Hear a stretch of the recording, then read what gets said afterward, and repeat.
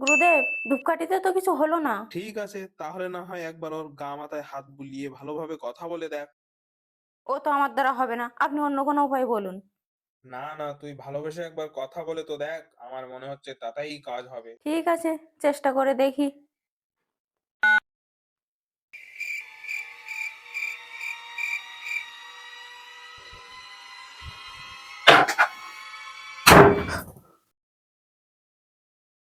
ভূতনিজি,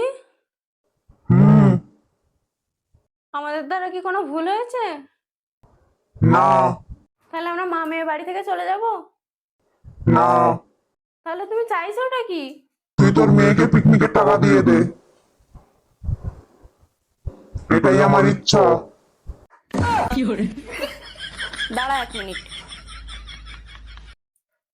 hello গুরুদেব, আরে ওসব ভূত টুত কিচ্ছু না, ওর পিকনিকের টাকা নেওয়ার ধান্দা। হ্যাঁ। ও মা, টাকা দাও না মামা, দাও না, দাও।